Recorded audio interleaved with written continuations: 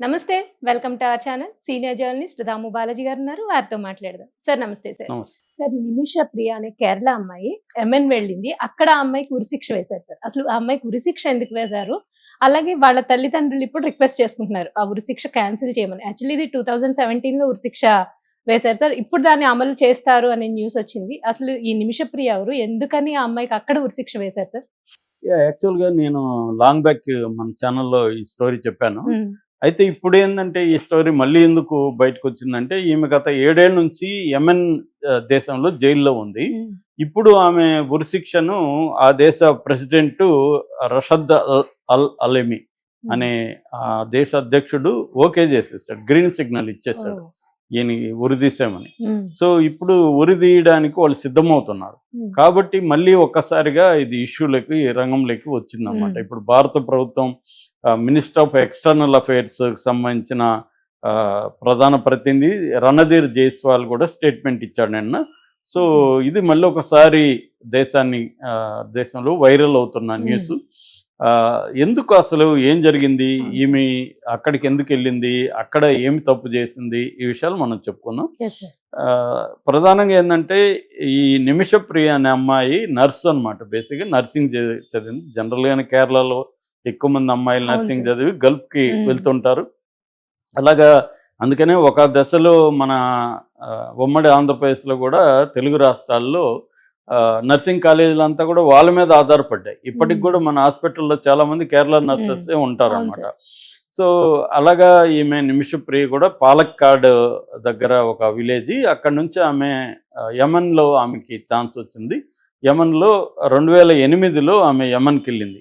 అయితే దాని తర్వాత ఆమెకి ఇక్కడ సంబంధం కుదిరింది ఒక అబ్బాయితో. ఆ అబ్బాయి ఎలక్ట్రీషియన్. సో ఇక్కడికి వచ్చింది 2011లో వెళ్ళింది. 2011లో ఇండియాకి వచ్చి టామీ థామస్ అనే ఒక ఎలక్ట్రీషియన్ని పెళ్లి చేసుకుంది. ఇతన్ని కూడా అక్కడికి తీసుకెళ్ళింది. ఇతను అక్కడ ఒక ఎలక్ట్రీషియన్కి అసిస్టెంట్ ఎలక్ట్రీషియన్గా జాయిన్ అయ్యాడు. కాకపోతే యెమెన్లో శాలరీస్ చాలా తక్కువ ఉన్నాయి. ఈ లోపల వీళ్ళకి ఒక పాప పుట్టింది 2012లో. పాప పుట్టిన తర్వాత వీళ్ళ ఫ్యామిలీ గడవడం కష్టంగా ఉంటే ఈమె వీళ్ళ డబ్బులు సరిపోలేదు. దాంతో టామీ థామస్ ఏం చేశాడంటే, నేను వెళ్ళిపోతాను పాపను తీసుకొని, నువ్వు కూడా సెటిల్ చేసుకొని మీ హాస్పిటల్లో ఈమె నర్సుగా పనిచేసేది సెటిల్ చేసుకొని నువ్వు కూడా వచ్చేసి నేను వెళ్ళిపోతాను వచ్చేసాడు. అయితే వీళ్ళ ఫేట్ అంటారు కదా, అలాగా ఏమైంది, అప్పుడే అక్కడ అంతర్యుద్ధం వచ్చింది. యెమెన్లో హుతీలు అంటారు వాళ్ళని, హౌతీలు అని పిలుస్తుంటారు. ఆ హుతీ అనే ఒక రెబల్స్ అనమాట. వాళ్ళకి ఇరాన్ సపోర్ట్ చేస్తుంది. మామూలుగా ఇప్పుడు ఇజ్రాయెల్కి వ్యతిరేకంగా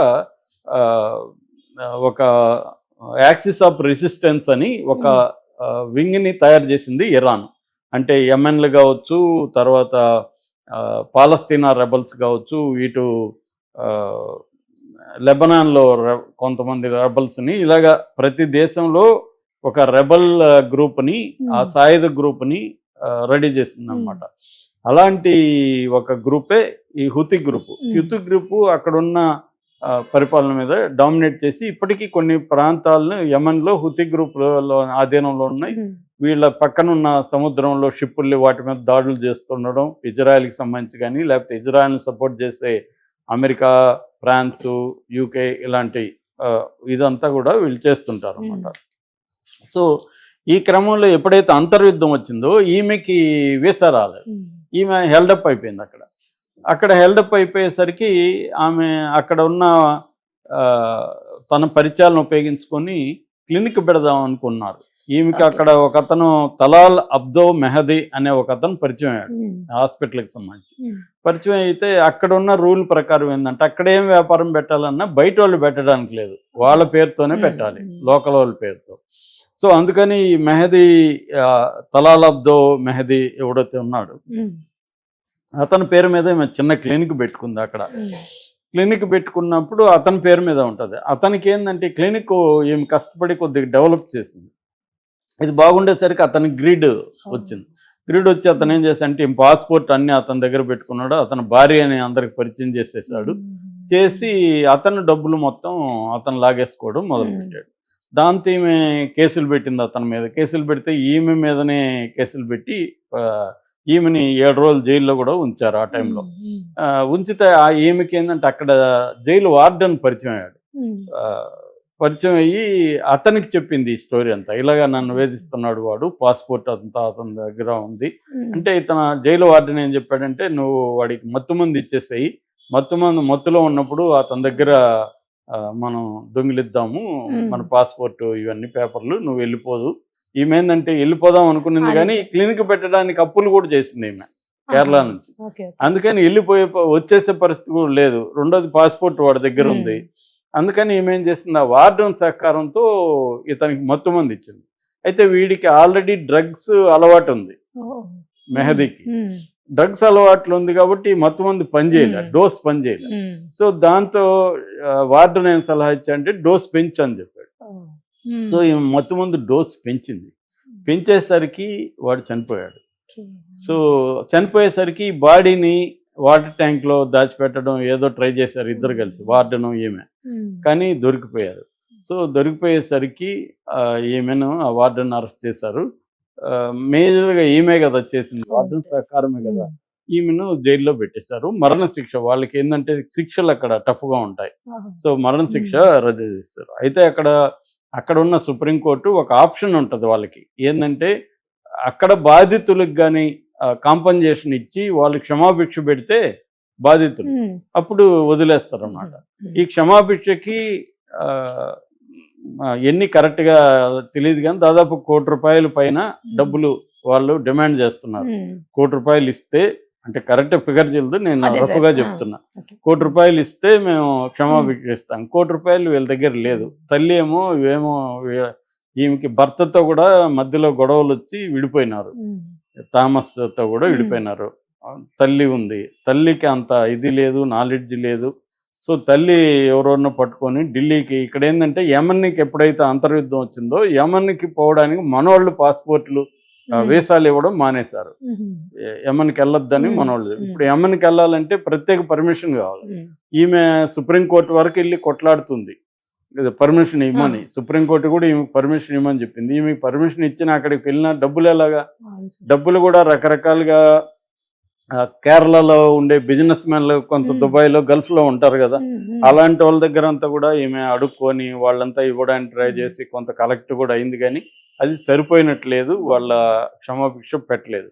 ఇలాగా నడిచింది మొత్తానికి. ఒక గవర్నమెంట్ కూడా వాళ్ళతో, మన గవర్నమెంట్ ఎందుకంటే అక్కడ రెబల్స్ గందరగోళంగా ఉంది పరిస్థితి. వాళ్ళు మన సాధారణమైన దేశాలైతే మోడీ ప్రభుత్వం ఇలాంటి విషయాలను బాగా డీల్ చేస్తుంది. ఆ మధ్య కూడా ఖతార్లో మన ఎక్స్ మిలిటరీ వాళ్ళకి 8 మందికి మరణశిక్ష వేస్తే కూడా మోడీ ప్రభుత్వం సక్సెస్ఫుల్ గా డీల్ చేసి వాళ్ళని తీసుకురాగలిగింది. ఫారిన్ పాలసీ విషయంలో నేను ఎప్పటి నుంచో గమనిస్తున్నాను, మోడీ ప్రభుత్వం గత ప్రభుత్వ విధానాలనే ప్రధానంగా కంటిన్యూ చేస్తూ ఇంకా ఎఫెక్టివ్గా పనిచేస్తుంది. మన ఫారిన్ మినిస్టర్ జయశంకర్ కూడా very well knowledgeable person. So Modi and Jaishankar కలిసి చాలా విషయాల్లో సక్సెస్ఫుల్గా ఉన్నారు. అయితే కొన్ని విషయాల్లో ఎట్లాగో ఇబ్బందులు ఉంటాయి. ఎంత ఎఫెక్టివ్గా మనం ఉన్నా వాళ్ళు ఉండాలి కదా. ఇప్పుడు బంగ్లాదేశ్తో గొడవ, అందులో కూడా జాగ్రత్తగా మన వాళ్ళు డీల్ చేస్తున్నారు. కానీ అవి ఆ దేశ ప్రయోజనాలు దృష్టిలో పెట్టుకొని కొన్ని శక్తులు మనకు అనుకూలంగా ఉండవు. అలాగా మనకి ఇబ్బందులు చుట్టుపక్కల ఉన్న దేశాలతో ఉన్నాయి. అదొక కాంప్లెక్స్ సబ్జెక్ట్ అనుకోండి జియో పాలిటిక్స్ అనేది. ఏదేమైనా ఇప్పుడు దీన్ని డీల్ చేయడానికి ఇండియన్ గవర్నమెంట్ కూడా ఇబ్బందులు ఉన్నాయి. అందుకనే రణధీర్ జైస్వాల్ ప్రకటించాడు, మేము ట్రై చేస్తున్నాం అని. ఇప్పుడు ఎందుకంటే వాళ్ళ ప్రెసిడెంట్లతో మాట్లాడి దాన్ని ఆపాలి. వాళ్ళ రూల్ ప్రకారం వాళ్ళు ఆపడానికి లేదు. అప్పుడు గవర్నమెంట్ ఏమన్నా డబ్బులు పే చేసి ఆ కుటుంబాన్ని కన్విన్స్ చేయాలి. సో ఇప్పుడు ఆ కుటుంబం కన్విన్స్ కాలేదనుకో మరణశిక్ష పడిపోతుంది. సో మన దేశం నుంచి ఒక మహిళకు అక్కడ మరణశిక్ష జరిగితే రేపొద్దున మన వాళ్ళు వెళ్ళి అక్కడ పని చేసుకోవాలంటే భయపడతారు. ఎందుకంటే ఆ దేశాల్లో ఇవి ఉన్నాయి. ఏదేమైనా ఇక్కడ ఓవరాల్ గా మనం అర్థం చేసుకోవాల్సింది ఏంటంటే, ఈమె అయితే బాధితురాలు. ఎందుకంటే వాడికి గ్రీడ్ వచ్చేసి ఇచ్చేసింది. కాకపోతే ఈమె క్రైమ్ కి వెళ్ళుండకూడదు.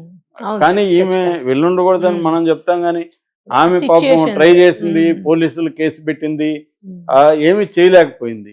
సో దానివల్ల ఇప్పుడు ఏమైపోయింది, అతను చనిపోయాడు, ఈమెకి మరణశిక్ష పడే అవకాశం వల్ల ఎక్కువ కనిపిస్తున్నాయి. దీన్ని ఎలా ఆపుతుంది అనేది ఇప్పుడు మోడీ ప్రభుత్వానికి కూడా ఒక అగ్ని పరీక్ష లాంటిది. దీన్ని ఎలా ఆపాలనేది అవును సార్. పెద్ద తలనొప్పి. ఆపకపోతేమో ఒక దేశంలో, ఎందుకంటే కేరళ వాళ్ళు ఎక్కువ గల్ఫ్లో ఎక్కువ ఉండేది, నెంబర్ 1 స్టేట్ అంటే కేరళనే. అవును సార్. సో దీన్ని ఎలా చేస్తారనేది మనం చూడాలి. ఏదేమైనా నిమిషప్రియ పాపం ఆమె అనేక రకాల బాధలకు గురి అవును అయ్యి సార్. ఒక మహిళ ఫైట్ చేసి చివరికి ఆమె ఆ జైలు వార్డెన్ దీంతో మామూలుగా చాలాసార్లు ఏం జరుగుతుందంటే